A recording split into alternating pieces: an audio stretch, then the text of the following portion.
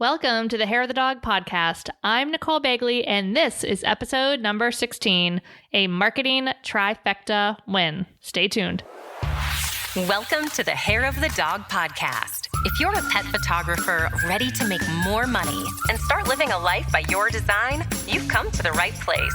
And now, your host, pet photographer, travel addict, chocolate martini connoisseur, Nicole Bagley. Hey everybody, Nicole here from Hair of the Dog. Thank you so much for joining me on today's episode. I am so happy that you're here. We're going to be diving into really my most favorite marketing promotion of all time. I'm going to break it down for you, give you the nitty gritty so you can do this in your business as well. But first, I want to take a minute to let you guys know about the Hair of the Dog Academy. If you've been around, you've probably heard a little bit about that if you've been around the pet photography world a little bit. The Hair of the Dog Academy is a membership site that I created. Gosh, it's been a year now. Took all of my flagship courses, put them into this academy, added a dash of support with laser coaching office hours, added a pinch of guest instructors with some of the best pet photographers in the industry, and it is a fantastic community and an incredible resource. And guess what? The doors are open right now, but they're only open for a few more days. So I would love for you to join us over there in the Academy. If you go to hairofthedogacademy.com/academy, you can check out all the details. One important thing to note is that it's something I've been thinking about for, 2 years, and I finally got it all done, and I'm so excited and happy with how it turned out. New in the Academy, I need a drum roll. It's probably not very good. You probably couldn't hear it. But anyway, imagine a drum roll. We now have marketing templates in the Academy that are free for Academy members. Yearly members get them all as soon as they join. Monthly members will get a new template each month. We have from simple business cards to full-on 20-page inquiry guides, session preparation guides, product guides, digital file education for your clients, art care cards. Oh my gosh, so many things. And there's even more to be developed, and it's going to be amazing. They are beautiful. They are designed in Photoshop, so you can customize the fonts and the colors and the styles. The other thing, the copy is in there. So you don't have to guess about, well, what do I put in a session preparation guide? Oh no, all the copy's there. And guess what? It also went to a professional copywriter. So it's not just me doing the copy. I started it out, and the amazing Kim, my copywriter, went through and made it fantastic. So it's looking good. Your clients are going to love it. So definitely check it out. Check out the Academy. I would love to see you there. Remember, it's only open for a few more days, and it is quite possibly the best value in the photography industry, not just the pet photography industry. So promise me you'll check it out. All right. But in the meantime, let's jump back over to what we're here to talk about today. We're here to talk about my favorite marketing solution, my favorite marketing strategy. That's the word I was looking for. Charitable marketing. So what is charitable marketing? When I say charitable marketing, a lot of people assume I'm talking about silent auctions, which I do love some silent auctions here and there, but that's not what we're talking about today. Charitable marketing is a different animal. It's when you partner with a rescue or a charity to help them raise money while attracting new clients to your business. And I should say new clients that spend what your session average is, not just new clients spending, just a little bit of money here and there. We're attracting great new clients to our business. So I said it's a trifecta win because there's 3 amazing things that happen when you start doing charitable marketing. Number 1, you're going to get goodwill towards your business because say you're partnering with a rescue and then that rescue is promoting you to all of their followers. Well, their followers love the rescue. And so therefore, now that you're helping that rescue, they love you. So that goodwill carries over to your brand and to your brand awareness. Number 2, it's a great avenue for getting PR. So it's a great way to get some news because advertising really doesn't work. So to pay for an ad in a magazine is usually money thrown down the drain. But if you had an article written about you in that magazine, that is incredible marketing mojo. So It's a great avenue for getting PR. It's actually like a quadruple benefit because the other benefit is you're going to be raising money for the charity that you're partnering with. That's always a good thing. And you're making new clients for your business, getting new sales for your business, bringing in cash. So all good things. And the timing has never been better for doing a charitable marketing promotion because a lot of these charities, especially the smaller ones, maybe they don't have as many fundraising opportunities as they did. When I'm recording this right now, it is star date, the end of May 2020, where COVID-19 is still out there, but the things are starting to open up a little bit. So a lot of different rescues, a lot of different charities maybe weren't able to do their normal fundraising for the spring. Maybe they haven't been getting as many donations from their supporters because they're not sure about their job security or they haven't been able to be working. So now it's a great time to help them raise some money and also fill up your books as you're able to start to return to work. So what do we have to do? How does this work? So the first thing we're going to want to do is we want to plan our promotion. Now, here's an option. It's your first fork in the road of your charitable marketing plan. You can add a partner business if you want. It's not required, but if you're planning on working with a for-profit business, it's usually a good idea to make that decision a little bit earlier in the planning stages. Now, there's some pros and cons. The pros, a partner business can be a great location to hold your sessions if you want to do studio sessions and you don't have a studio. They can also promote your fundraiser to their client base, and having additional businesses involved increases the PR value of the promotion. Now, for the partner, they're going to be getting extra people into their place of business. Maybe if you're holding it at a doggy daycare, it's for their clients, so it's a great thing they're offering to their clients. Or if it's at a dog boutique or bakery, people are coming in, they're probably going to purchase some things while they're in there. If it's something like a brewery, they're going to come in, they're going to sit, they'll have a drink or some food, and while they get their dog's pictures taken. So those are the good pros there. The cons might just be really that there's extra people involved. So sometimes it is a bit more challenging to make quick decisions or changes just because you have more parties involved. And you do want to make sure that there is a benefit for that partner business, which I just talked about some of those. So if you want to use a partner business, by choosing them first, it can be a great way to open the door up to which charity you want to work with. Maybe they have a charity, they already have a great relationship that you would like to work with as well, and they bring that relationship to the table, and it's even easier to work with that charity. So I like to do, if I'm having a partner business involved, it's nice to kind of have that discussion with them about the charity, but you can also choose your charity first. There aren't any rules here. I'm just sharing what has worked best for me in the past. Okay, so plus or minus, adding a partner business, not required, can do it if you want. One thing you do want to definitely do when planning your promotion is choose the charity that you want to work with.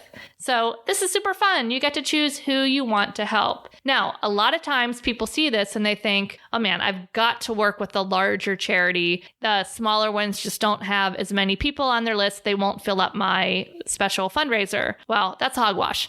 You can definitely work with larger charities, but I have found in my past experience that the smaller rescues or smaller charities are amazing because they're just all in. They might have a smaller audience, but their audience is often way more engaged. And they're usually willing to go all in on your promotion because your potential donation makes a bigger difference to their bottom line than it does to a huge nonprofit that has a much larger budget and a long list of funding options. So don't overlook those smaller charities.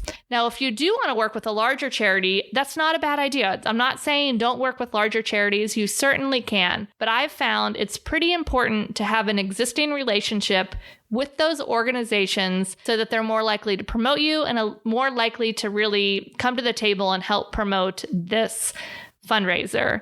All right, next up, we need to plan our offer details.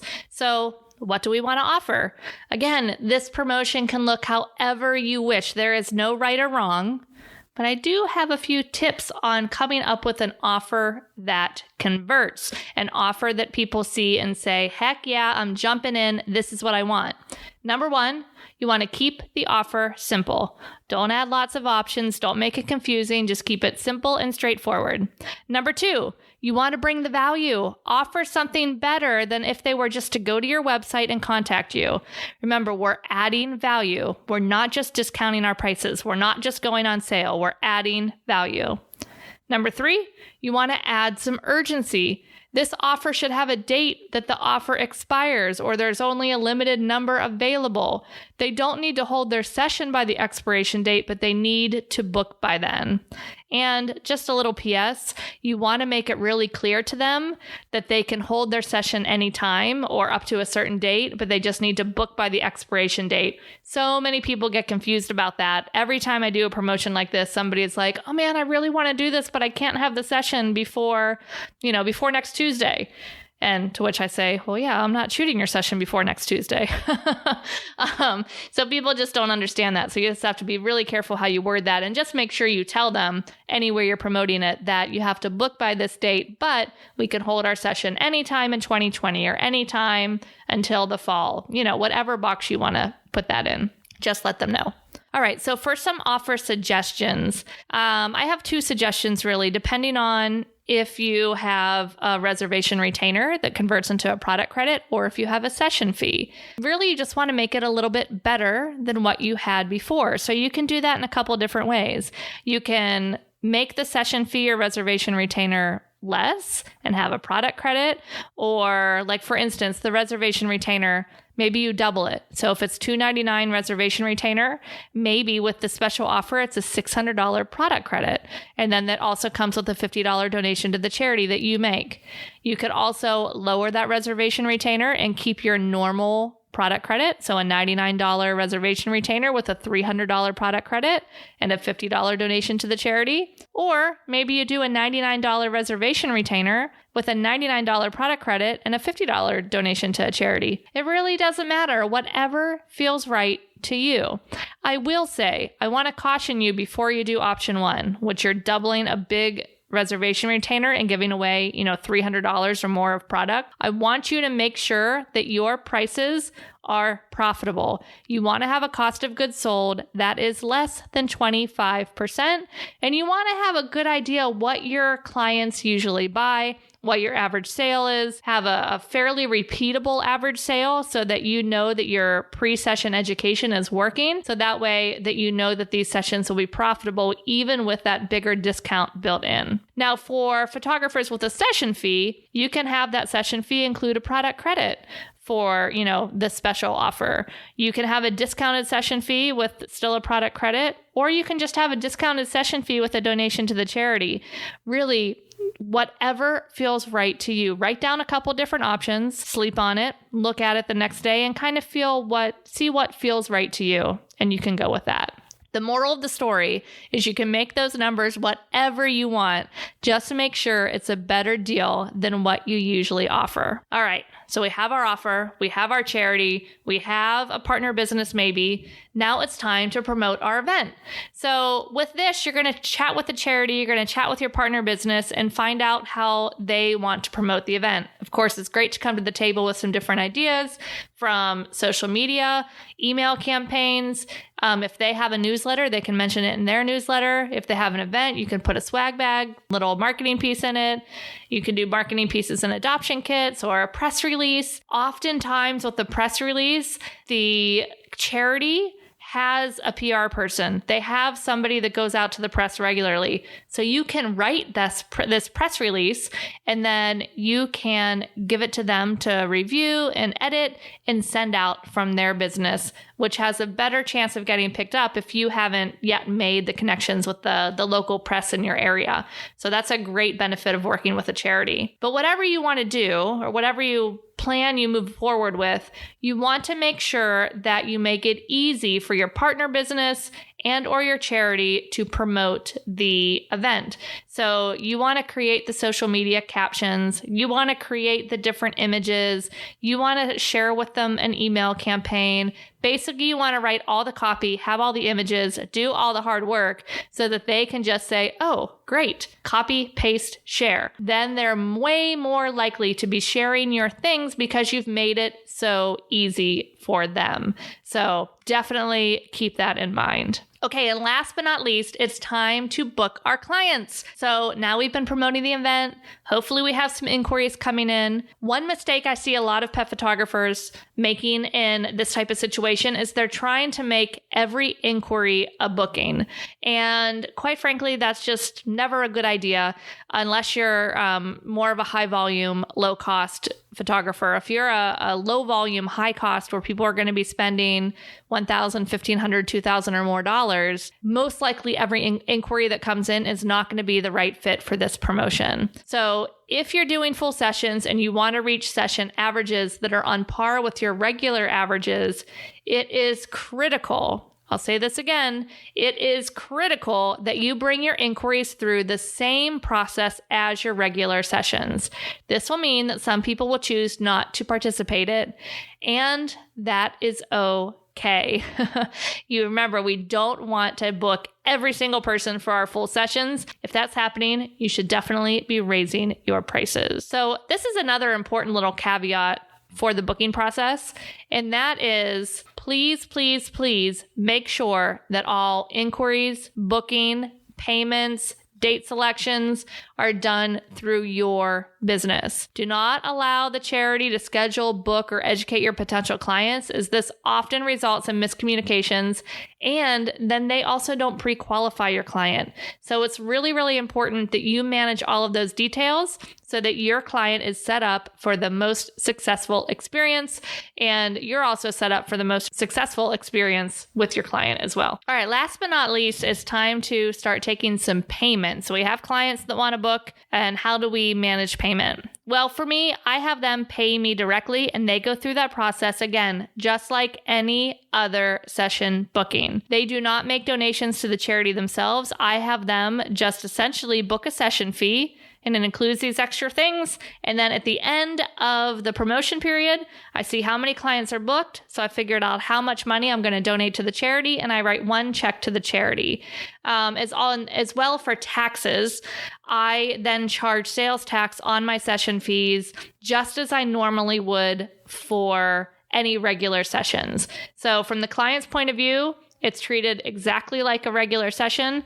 From my accounting point of view, it's treated just like a regular session. The only difference is I'm going to make a donation at the end of the process to the charity out of my business for whatever amount that we needed, depending on how many people booked the promotion. And it just works really well. There's definitely other ways to do it. This is how I do it, and it works really, really well for me. So I hope you enjoyed this. If you have any questions about charitable marketing, I would love to chat with you about them. I would love to answer them for you. You can join us in the big Hair of the Dog podcast community Facebook group. If you go to hairofthedogacademy.com/FB group, it'll take you to that group, and you can ask any questions in there. Just go ahead and tag me in the group, and I will be sure to answer your questions. We'd love to have you in there. We also talk about charitable marketing a bit in the Academy. And remember those marketing templates I talked about? Well, we're going to be adding some of the charitable marketing templates into the Academy as well as one of the templates, so that you can take those, plop in your logo, plop in the charity's logo, add your images, and off you go to the races to promote your new charitable marketing experience. Thanks so much for joining me, everybody. Until next week, have a good one. Talk to you soon. Thanks for listening to this episode of Hair of the Dog podcast. If you enjoyed this show, please take a minute to leave a review. And while you're there, don't forget to subscribe so you don't miss our upcoming episodes. One last thing, if you are ready to dive into more resources, head over to our website at www.hairofthedogacademy.com. Thanks for being a part of this pet photography community.